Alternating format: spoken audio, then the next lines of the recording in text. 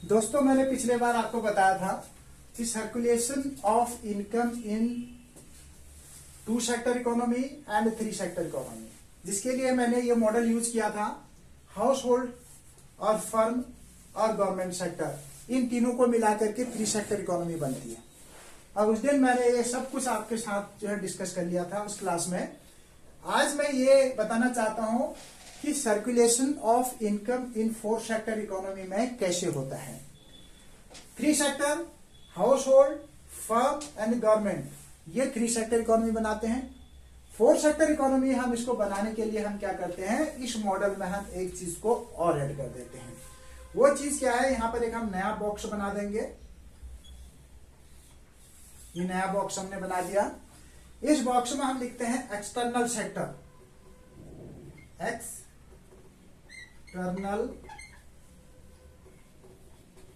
Sector. External sector का मतलब होता है फॉरेन कंट्रीज। फॉरेन कंट्रीज का मतलब है विदेशों से जो हमारे डीलिंग होती है, कि कैसे हम जो है अपने ट्रांजैक्शन, जो अपनी इनकम जो है कैसे सर्कुलेट करती है विदेशों के साथ। क्योंकि इससे पहले हम जो ये 3 सेक्टर में हमने स्टडी की, इनकम का सर्कुलेशन जो हमने स्टडी किया, हाउस होल्ड, फर्म और गवर्नमेंट, ये हमारे इंटरनल इकोनॉमी की बात आ गई। जब हम एक्सटर्नल इकोनॉमीज के साथ पैसे का सर्कुलेशन करते हैं, पैसे का आय व्यय करते हैं, तो उस जो प्रोसेस है उसको क्या कहते हैं, circulation of income with the 4 sector economy कहेंगे। तो दैट इज वो कौन सी है, 4 sector is included in this, that is known as the external sector. And how money is being circulated with the external sector, that we will study with the help of this model. यहाँ पर ये house hold है। ये house hold क्या करता है, ये house hold जो है यहाँ पर अपनी फैक्टर सर्विस देता है। फैक्टर सर्विसेज मतलब कि जो हमारे हाउस होल्ड है, जो हमारी जनता है, वो जनता क्या है, विदेशों में काम करने के लिए जाती है।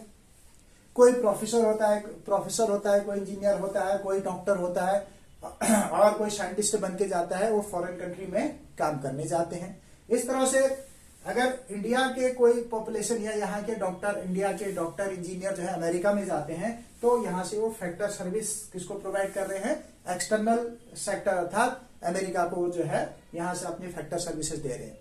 लेकिन वो अमेरिका क्यों जा रहे हैं भाई, क्यों अपने वो क्या कर रहे हैं, क्योंकि अमेरिका उनको क्या कर रहा है, पेमेंट कर रहा है। क्या, कौन सी पेमेंट कर रहा है, फैक्टर पेमेंट, फैक्टर पेमेंट कर रहा है।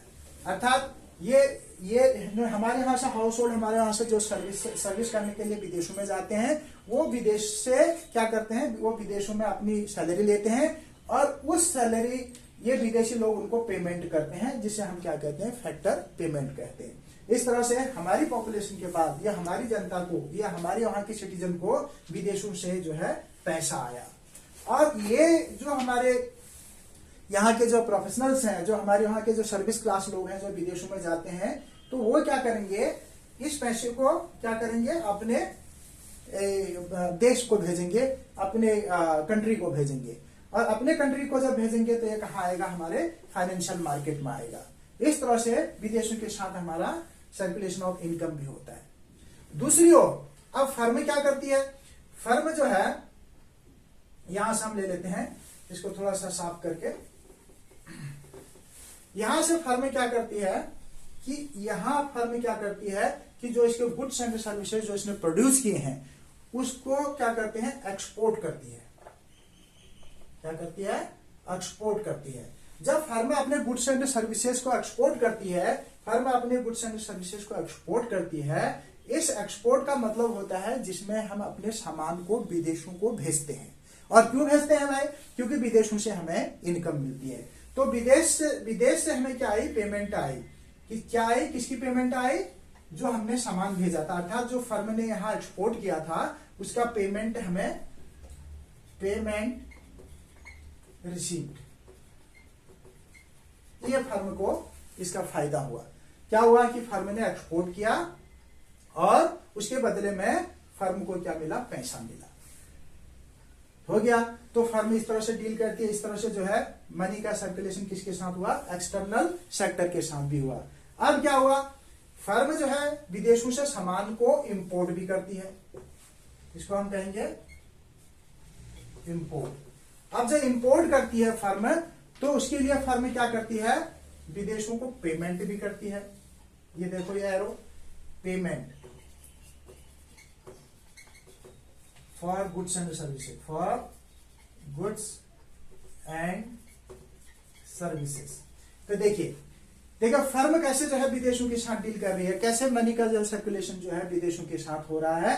देखिए यहां पर मैंने साफ लिखा हुआ है कि ये जो फर्म सेक्टर है ये फॉरेन कंट्री को एक्सपोर्ट कर रहा है, और उस एक्सपोर्ट के बदले में, क्योंकि एक्सपोर्ट का मतलब होता है जिसमें गुड्स एंड सर्विसेज हम फॉरेन कंट्री को भेजते हैं। क्यों भेजते हैं, क्योंकि फॉरेन कंट्री से हमें पेमेंट मिलती है, हम मनी रिसीव करते हैं, प्रॉफिट कमाते हैं और अच्छा पैसा कमाते हैं। इसलिए यहां पर क्या हुआ, हम एक्सपोर्ट करेंगे तो हमें बदले में इंपोर्ट, अर्थात हमारे पास फर्म के पास पैसा आया विदेशों से। और इसी तरह से कई बार फर्म क्या करती है, विदेशों से सामान को इंपोर्ट भी कराती है, और जब हम इंपोर्ट करते हैं तो उसके लिए क्या होता है कि हमें पेमेंट करना होता है, उस गुड्स एंड सर्विसेज के लिए हमें पेमेंट करना होता है। इस तरह से सर्कुलेशन ऑफ मनी हमारे जो है विदेशों के साथ, एक्सटर्नल सेक्टर के साथ होता रहता है। लेकिन एक बात यहां ध्यान रखने की है कि जब कभी भी हमारा एक्सपोर्ट और इंपोर्ट विदेशों के साथ होता है, वो कभी भी डायरेक्ट फर्म के साथ कम ही होता है। क्यों, क्योंकि जो हमारे यहाँ की करेंसी है वो अलग होगी और विदेशों की करेंसी अलग होगी। तो विदेशों की करेंसी को हम चेंज कहां से, एक्सचेंज कहां से कराते हैं, वो फाइनेंशियल मार्केट से कराते हैं। तो क्या होगा कि विदेश से पैसा जब आता है तो कहां जाएगा, वो फाइनेंशियल मार्केट में जाएगा, और फाइनेंशियल मार्केट से वो पैसा कहां आएगा, फर्म के पास आएगा एक्सचेंज होकर के। तो इसलिए इसमें जो है हमारे फाइनेंशियल या आरबीआई का या हमारे सेंट्रल बैंक का रोल भी बहुत बड़ा होता है। तो इस तरह से हमारे जो मनी सर्कुलेशन होती है वो फॉरेन कंट्री के साथ भी होता है। और इसी तरह से अब यहां पर भी इन्होंने रिमिटेंस किया, हाउस होल्ड ने जो पैसा कमाया, कि डायरेक्ट अब इनके पेरेंट्स के पास या इनके हाउस होल्ड, इनके घर वालों के पास तो पैसा आएगा नहीं, वो भी जो पैसा कहां जाएगा, सबसे पहले फाइनेंशियल मार्केट अर्थात आरबीआई के पास जाता है। और आरबीआई उसमें क्या करेगी, आरबीआई जो है उस पैसे को एक्सचेंज करने के बाद ही जो है हाउस होल्ड के अकाउंट में डालेगी। अब ये बात आपको बिल्कुल अच्छी तरह से क्लियर हो गई होगी कि circulation of income in two sector economy, that is household और firm, three sector economy included government sector, four sector economy, external sector. In such a way, circulation of money in economy is like this, as I have shown to you with the help of this model. अभी आपको ये बात अच्छी तरह से समझ में आया होगा। इसके बाद अब मैं इसको साफ कर रहा हूं, इस मॉडल को।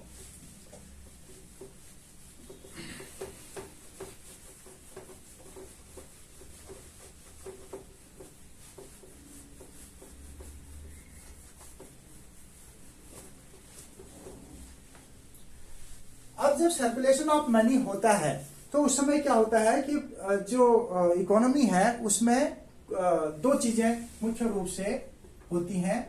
एक होता है क्या, लीकेज, और दूसरा होता है इंजेक्शन। लीकेज और इंजेक्शन ये बहुत इंपॉर्टेंट है। लीकेज का मतलब होता है, लीकेज किसे कहते हैं, लीकेज जैसे हम कहते हैं कि अगर हम एक बर्तन पानी का भर देते हैं तो उसमें से थोड़ा सा पानी अगर इधर उधर करते वक्त निकलता है या हमने कहीं पर वो रखा है तो उसके बाद उसमें से कुछ पानी जो है बर्बाद हो जाता है, तो हम कहते हैं लीकेज हो रहा है। तो उसी तरह से हम लीकेज की बात इसमें फाइनेंशियल मार्केट में भी करते हैं। जब सर्कुलेशन ऑफ इनकम होता है तो उस समय कुछ चीजें इकोनॉमी के अंदर से लीकेज भी होती हैं, जो लीकेज एक प्रकार का लॉस होता है। तो लीकेज का मतलब होता है withdrawal of money.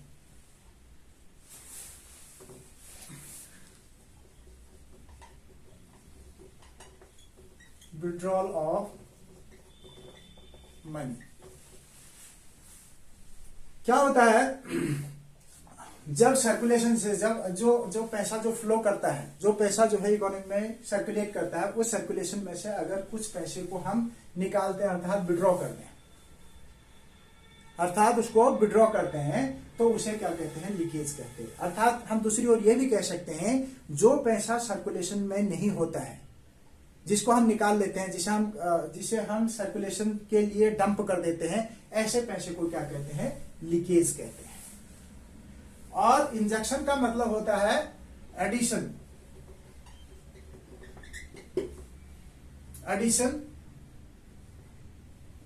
To circulation. और जो इंजेक्शन का मतलब होता है बढ़ाने के लिए, अर्थात जो हम सर्कुलेट करने के लिए और पैसा इकोनॉमी में लाने के लिए, जब हम ज्यादा पैसा लगाते हैं, इन्वेस्टमेंट करते हैं, तो उसे क्या कहते हैं, इंजेक्शन कहते हैं। और जो पैसा हम विड्रॉ कर लेते हैं, जिसको हम डंप कर देते हैं, वो हमारा लीकेज होता है। और जब हम इकोनॉमी में अपने बिजनेस को बढ़ाने के लिए, अपने इनकम को बढ़ाने के लिए और पैसा लगा देते हैं, एडिशनल अमाउंट लगा देते हैं, उसे क्या कहते हैं, इंजेक्शन कहते हैं। तो अब हम ये देखते हैं कि कौन सी चीज लीकेज है और कौन सी चीज जो है इंजेक्शन है। तो इसके लिए हम क्या करते हैं, फिर हम उसी पर जाएंगे। हमने अध्ययन क्या किया था, हमने क्या स्टडी की थी, हमने कहा था कि two sector economy, two sector economy.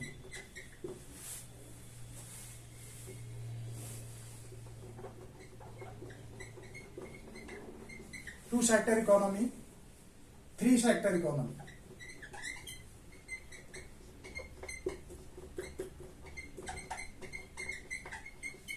And four sector economy.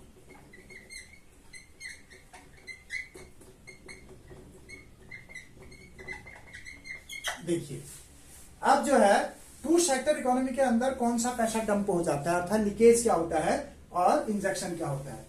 देखिए इस इकोनॉमी के अंदर हम देखेंगे कि लीकेज क्या होता है, लीकेज, और दूसरा इसके अंदर इंजेक्शन कौन सा होता है। देखिए ये आपका टू सेक्टर इकोनॉमी है, इसमें कौन सा पैसा डंप माना जाता है और कौन सा जो है इंजेक्शन माना जाता है। इंजेक्शन का मतलब होता है addition to circulation, addition to business, और लीकेज का मतलब होता है जो पैसा डंप हो जाता है। तो लीकेज इसमें क्या क्या होता है, इस सेक्टर में सेविंग, अर्थात जिस पैसे को हम सेव कर लेते हैं जो सर्कुलेशन में नहीं होता है, money which is not in circulation, that is known as the leakage. तो हम टू सेक्टर इकोनॉमी के अंदर जो पैसा हम सेव कर लेते हैं, जो सर्कुलेशन में नहीं आ पाता है, उसको हम लीकेज मानते हैं। और यहां पर टू सेक्टर इकोनॉमी के अंदर कौन सा पैसा जो है इंजेक्शन का काम करता है, इन्वेस्टमेंट। जो इन्वेस्टमेंट होती है वो क्या होता है, वो पैसा क्या होता है, इंजेक्शन का काम करता है। In two sector economy saving is the leakage and investment is the injection. ये हो गया। अब देखो इसी चीज को हम जो है थ्री सेक्टर इकोनॉमी में देखते हैं। यहां पर लीकेज क्या है और इंजेक्शन क्या है। देखिए थ्री सेक्टर इकोनॉमी के अंदर भी, जैसे मैंने टू सेक्टर इकोनॉमी बताया कि लीकेज यहां पर सेविंग है और इंजेक्शन इसमें जो है इन्वेस्टमेंट है। इन्वेस्टमेंट का मतलब होता है एडिशन टू एसेट्स, अर्थात जो हम एसेट्स को बढ़ाने के लिए जो एडिशन खर्चा करते हैं, ज्यादा पैसा लगाते हैं, उसे हम इन्वेस्टमेंट कहते हैं, जिससे कि प्रोडक्शन और बढ़ेगी। अब थ्री सेक्टर इकोनॉमी के अंदर की लीकेज क्या होता है, एक तो इसमें सेविंग तो है ही है, सेविंग प्लस टैक्सेस, तो थ्री सेक्टर इकोनॉमी के अंदर जो है, क्योंकि थ्री सेक्टर इकोनॉमी में क्या होता है कि हम गवर्नमेंट सेक्टर को भी जोड़ लेते हैं। जैसे कि मैंने आपको मॉडल में बताया था कि गवर्नमेंट को हम टैक्सेस पेमेंट करते हैं, वो फर्म भी करती है और हाउस होल्ड भी करते हैं। जब हम टैक्स पेमेंट करते हैं तो वो पैसा हमारे लिए सर्कुलेशन में नहीं है, इसलिए वो हमारा क्या होता है, सेविंग जो हमने बैंक में डाल दिया और जो टैक्स के रूप में डाल दिया, वो दोनों ही जो है हमारे लिए क्या है, लीकेज है। अब देखिए इसमें इंजेक्शन क्या है, इसमें इंजेक्शन इन्वेस्टमेंट तो है ही है, इन्वेस्टमेंट तो इसमें है ही है। और क्या हो सकता है इसमें, ये जो है हमारा इन्वेस्टमेंट है, और यहां लीकेज जो है वो सेविंग और टैक्सेस हो गया। यहां इन्वेस्टमेंट, ये एक तो इन्वेस्टमेंट है, दूसरा गवर्नमेंट एक्सपेंडिचर, गवर्नमेंट एक्सपेंडिचर। तो टू सेक्टर इकोनॉमी के अंदर टू सेक्टर इकोनॉमी के अंदर लीकेज क्या होता है, सेविंग प्लस इंजेक्शन क्या होता है, इन्वेस्टमेंट। और थ्री सेक्टर इकोनॉमी के अंदर, क्योंकि इसमें मैंने आपको मॉडल में दिखाया था कि जो फर्म और हाउस होल्ड दोनों ही टैक्स पेमेंट करते हैं, इसलिए इसमें सेविंग के अलावा टैक्सेस भी जो होते हैं वो क्या होता है, लीकेज हो जाता है। और यहाँ इंजेक्शन क्या होता है, गवर्नमेंट जो इन्वेस्टमेंट हम करते हैं वो तो इंजेक्शन होता ही है, इसके अलावा जो गवर्नमेंट एक्सपेंडिचर करती है, जो गवर्नमेंट खर्च करती है। अब गवर्नमेंट खर्च कहाँ कर सकती है, अपने वेलफेयर के लिए, कंस्ट्रक्शन के लिए, रोड के लिए, ब्रिजेस के लिए, ये सारा जो इन्वेस्टमेंट करता है वो एक प्रकार का क्या होता है, इंजेक्शन का काम करता है, क्योंकि उसके द्वारा जो है मनी का सर्कुलेशन इकोनॉमी में ज्यादा हो रहा है, इसलिए इसको जो गवर्नमेंट एक्सपेंडिचर होता है वो इंजेक्शन का काम करता है। अब आता है फोर्थ सेक्टर इकोनॉमी में क्या चीज लीकेज है और क्या चीज इंजेक्शन है। लीकेज का मतलब मैंने आपको पहले बता दिया कि जो पैसा डंप हो जाता है, जिसको हम विड्रॉ कर देते हैं, जो सर्कुलेशन में नहीं होता है, उसे लीकेज कहते हैं। इंजेक्शन का मतलब होता है एडिशन टू सर्कुलेशन अर्थात इन्वेस्टमेंट। तो यहां पर देखिए, यहां पर लीकेज क्या है, लीकेज, और इंजेक्शन क्या है, इंजेक्शन। तो लीकेज क्या है, गवर्नमेंट यहां पर फोर्थ सेक्टर इकोनॉमी में एक तो सेविंग तो है ही है, सेविंग है ही है, प्लस जो टैक्सेस पेमेंट किए जाते हैं वो है ही है। और क्या हो सकता है लीकेज, जो हम इंपोर्ट करते हैं, प्लस इंपोर्ट्स, जो इंपोर्ट है वो भी हमारा एक लीकेज है। क्यों है, क्योंकि सेविंग में पैसा डंप होता है, टैक्सेस के रूप में पैसा डंप हो जाता है। इंपोर्ट का मतलब होता है जो हम विदेशों से सामान को यहाँ पर मंगाते हैं, और उस सामान के लिए जो हम पेमेंट करते हैं वो हमारे पास नहीं होती, बल्कि हमारी इकोनॉमी से कहाँ चले जाता है, वो विदेशों में पैसा चले जाता है, इसलिए वो क्या होता है, हमारे लिए एक प्रकार का लीकेज है। तो इसलिए इंपोर्ट जितने होते हैं उसको भी हम क्या कहते हैं, लीकेज में रखते हैं। अब इसके लिए इंजेक्शन क्या क्या है हमारे पास, इंजेक्शन हमारे पास क्या क्या है, नंबर वन इन्वेस्टमेंट तो है ही है, इन्वेस्टमेंट तो हमारे पास होता ही है। दूसरी बात जो हमारे पास government expenditure, government expenditure, government expenditure जो सरकार के खर्च होते हैं, जैसे मैंने आपको पहले बताया कि सरकार जो भी खर्च करती है, जिन चीजों के लिए खर्च करती है, वो जो होता है गवर्नमेंट एक्सपेंडिचर होता है।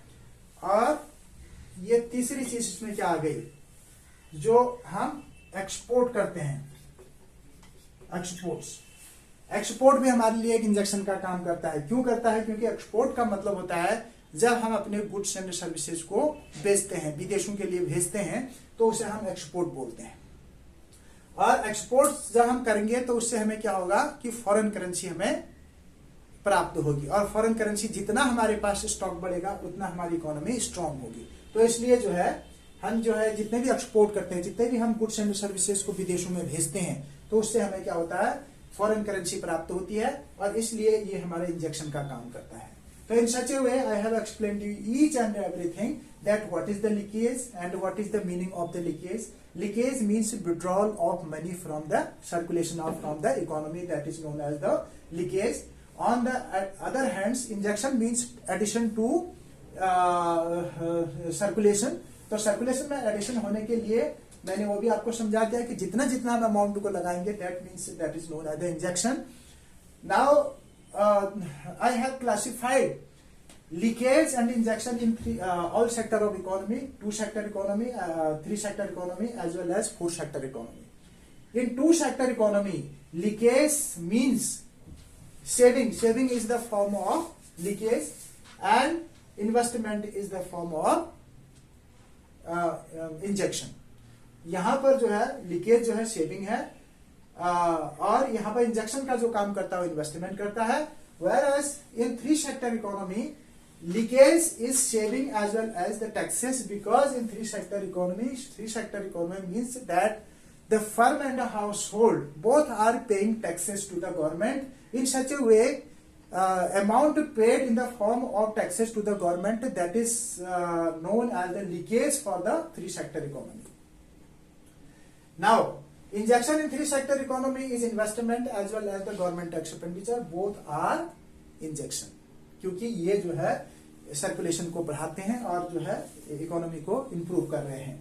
इन four sector economy leakage means withdrawal of money, जो डंप हो जाता है. Again what things are included in the leakage, that is saving, taxes and imports. Imports means that the goods and services which are purchased by our people from the foreign countries, that is known as the in the form of goods and services. For that the country has to pay to foreign countries, that is why that is known as the leakage. जो import होते हैं वो leakage का काम करता है. Injection, investment, government expenditure as well as exports. Export का मतलब होता है the goods and services which are sent to foreign countries, and in return we are getting the foreign currency. That is why export is an injection. तो इसको हम injection के रूप में लेते हैं. इस तरह से हमने two sector economy, three sector economy और फोर सेक्टर इकोनॉमी में लीकेज और इंजेक्शन का मतलब भी आपको समझा दिया गया है. आज के लिए हम इतना ही रखेंगे. धन्यवाद. अगले बार हम किसी और पॉइंट के बारे में डिस्कस करेंगे. तब तक के लिए धन्यवाद.